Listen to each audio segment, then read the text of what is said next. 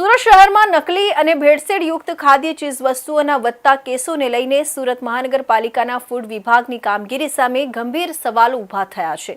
આ મુદ્દે સંબંધિત અધિકારીઓની નિષ્ક્રિયતા સામે તાત્કાલિક કાર્યવાહી કરવાની માંગ સાથે મ્યુનિસિપલ કમિશનરને રજૂઆત કરવામાં આવી છે। સુરત મહાનગરપાલિકાના ફૂડ વિભાગમાં ફરજ બજાવતા ચીફ ફૂડ ઇન્સ્પેક્ટર અને તેમની ટીમ દ્વારા ખાદ્ય પદાર્થોની ગુણવત્તા અને તપાસ માટે અસરકારક કામગીરી કરવામાં આવતી નથી, જેના કારણે શહેરમાં નકલી અને ભેળસેળયુક્ત ખાદ્ય પદાર્થો બનાવનારાઓને પ્રોત્સાહન મળી રહ્યું છે અને આવા રેકેટો શહેરમાં ફેલાઈ રહ્યા છે। સામાન્ય રીતે શહેરના નાગરિકોના આરોગ્યની સુરક્ષા અને ખાદ્ય પદાર્થોની ગુણવત્તા જાળવવાની જવાબદારી મહાનગરપાલિકાના ફૂડ અને આરોગ્ય વિભાગની હોય છે। તેમ છતાં તાજેતરમાં શહેરમાં નકલી ખાદ્ય ચીજ વસ્તુઓના મોટા રેકેટનો પર્દાફાશ પોલીસના એસઓજી વિભાગ દ્વારા કરવામાં આવ્યો છે, જેના કારણે પ્રશ્ન ઊભો થયો છે કે જે કામગીરી ફૂડ વિભાગે કરવી જોઈએ તે પોલીસને કેમ કરવી પડી રહી છે। હાલના in charge chief food inspector Bhavesh બ્રહ્મભટ્ટની કામગીરી પર પણ સવાલ ઉઠાવવામાં આવ્યા છે।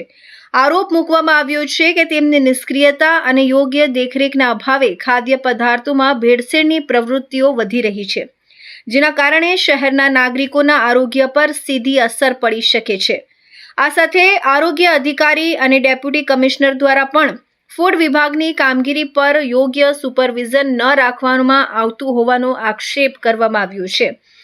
આવી સ્થિતિમાં શહેરના નાગરિકોના આરોગ્ય સાથે ગંભીર ખતરો ઊભો થઈ શકે છે। આજ રોજ સુરત મહાનગરપાલિકાના કમિશનરને મારા દ્વારા પત્ર લખીને સુરત શહેર આરોગ્ય વિભાગના તમામ ભ્રષ્ટ અધિકારી સામે કાર્યવાહી કરવી જોઈએ।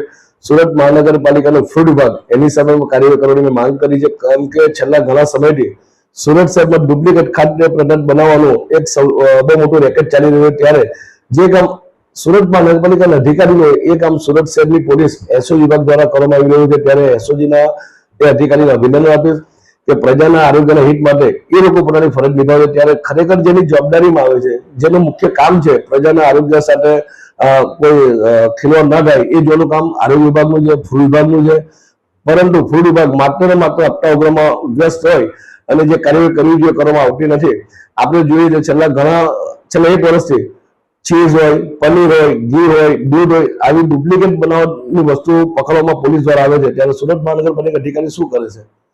જ્યારે દિવાળીનો તહેવાર આવે છે ત્યારે સેમ્પલ લેવા નીકળે છે, ચંદી પડવાનો તહેવાર આવે છે ત્યારે સેમ્પલ લેવા નીકળે છે। તમારે દર મહિને રાબેતા મુજબ સુરત શહેરના અલગ અલગ વિસ્તારમાં એક ટીમ બનાવી એના સેમ્પલ લેવા જોઈએ અને સેમ્પલનો શું રિપોર્ટ આવે છે તમારે પ્રેસ મીડિયાના માધ્યમથી જાહેર કરવો જોઈએ। જે દુકાનદારો એમના સંકલનમાં ન હોય માત્ર તેને ટાર્ગેટ કરીને પોતાની કામગીરી બતાવવા સિવાય ફૂડ વિભાગ કોઈ કાર્યવાહી કરતું નથી।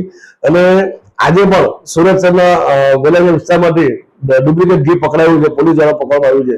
ત્યારે મેં મ્યુનિસિપલ કમિશનરને પત્ર લખ્યો છે કે સુરત શહેરની જનતાના આરોગ્યના હિત માટે તાત્કાલિક ભ્રષ્ટ અધિકારી સામે તપાસ કરી અને તાકીદે સસ્પેન્ડ કરવા જોઈએ, જેથી ભવિષ્યમાં કોઈ અધિકારી પોતાની ફરજ પ્રત્યે નિષ્ક્રિયતા ન દાખવે, એ માટે આજે મેં કમિશનર પાસે માંગ કરી છે। મ્યુનિસિપલ કમિશનરને માંગ કરવામાં આવી છે કે જેમ શહેરની સ્વચ્છતા માટે કડક પગલાં લેવામાં આવ્યા છે અને સેન્ટ્રલ ઝોનના નાયબ આરોગ્ય અધિકારી સામે શિક્ષાત્મક કાર્યવાહી કરવામાં આવી હતી, તે જ રીતે ફૂડ વિભાગના જવાબદાર અધિકારીઓ સામે પણ તપાસ કરીને જરૂરી કાર્યવાહી કરવામાં આવે, જેથી શહેરમાં ખાદ્ય પદાર્થોની ગુણવત્તા અને નાગરિકોના આરોગ્યની સુરક્ષા સુનિશ્ચિત થઈ શકે।